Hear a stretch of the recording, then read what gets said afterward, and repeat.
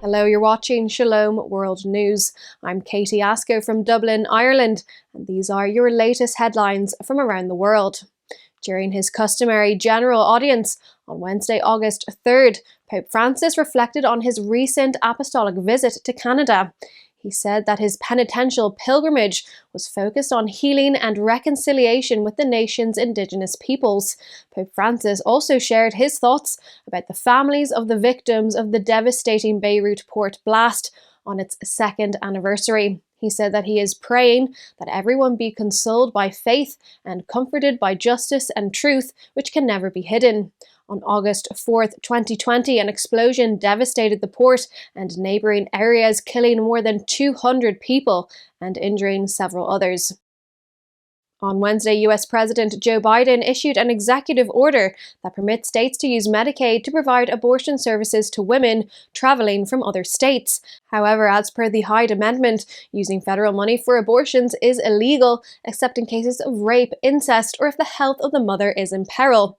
When pressed on how the administration would carry out this order in light of the Hyde Amendment, the White House press secretary said, "We're going to leave it to the HHS to come up with the details." The move has been slammed by pro-life advocacy groups, with Susan B. Anthony Pro-Life America calling the order an illegal effort to force taxpayers to fund abortion on demand until birth. A pro-life US Congresswoman Jackie Walorski and two of her staff members were killed on Wednesday in a car crash. A Republican, Mrs. Walorski, had served in the US House of Representatives for Indiana's 2nd Congressional District since 2012.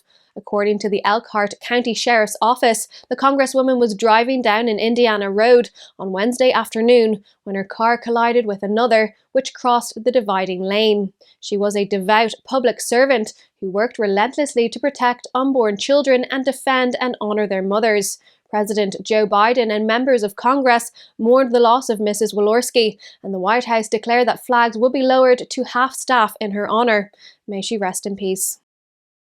In New York City, a Catholic priest and two pro-life activists have been sentenced to 90 days imprisonment for trespassing an abortion clinic. Father Fidelis Muszczynski, a Franciscan friar of the Renewal, was given the sentence along with two others.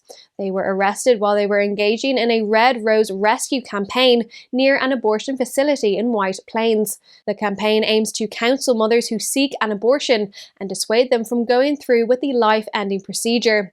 In his statement, the priest quoted Prophet Isaiah and said, "Woe to those who call good evil and evil good." Meanwhile, Red Rose Rescue has sought prayers for the priest and his companions. More than 12,000 young believers are gathered in the ancient pilgrim town of Santiago de Compostela to attend the European Youth Pilgrimage, which has resumed after a pandemic-induced hiatus. The pilgrimage includes a youth gathering, which will have musical concerts and hundreds of workshops. The events are being organised by the Archdiocese of Santiago and the Spanish Bishops' Conference, and are being attended by Cardinal Juan Omea, who heads the Spanish Episcopate, and Archbishop Julian Barrio of Compostela. Cardinal Louis Raphael Sacco of the Chaldean Catholic Church has sought calm and quick political intervention as Iraq runs the risk of yet another civil war. In a statement, the Patriarch said that the scenario is terrifying and delays cannot be allowed.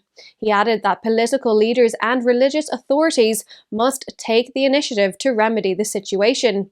The Middle Eastern nation is witnessing a barrage of protests, including the siege of Parliament. The nation is yet to have a president and a national government, as lawmakers are indecisive.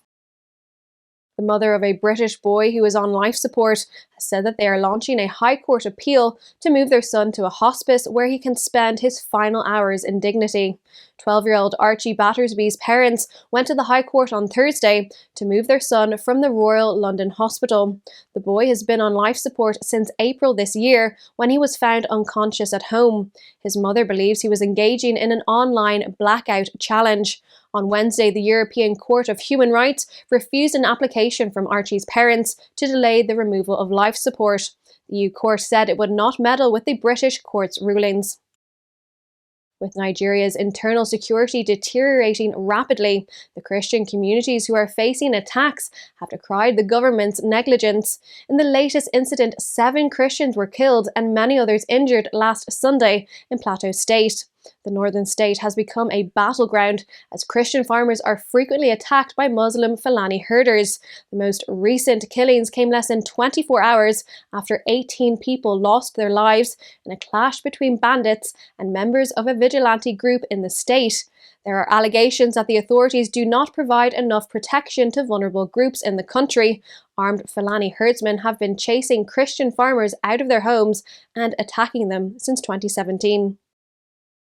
Australia's Territory Bill, which would put an end to the 25-year-long euthanasia ban in the Northern Territory and the Australian Capital Territory, has been passed in the lower house. These were the only regions in the country where euthanasia remained illegal. The bill was presented on Monday, August 1st in the House of Representatives and was passed with 99 votes in favour and 39 against. The bill is now headed for the Senate. Northern Territory in Australia was one of the world's first regions to legalise voluntary euthanasia in 1995. However, it was overturned by Parliament after 2 years in 1997, following the controversial death of 4 terminally ill people. Previous attempts to legalise euthanasia in 2008, 2010 and 2018 were unsuccessful. Those are your latest headlines. Do join us tomorrow and visit swnews.org for more updates. Shalom.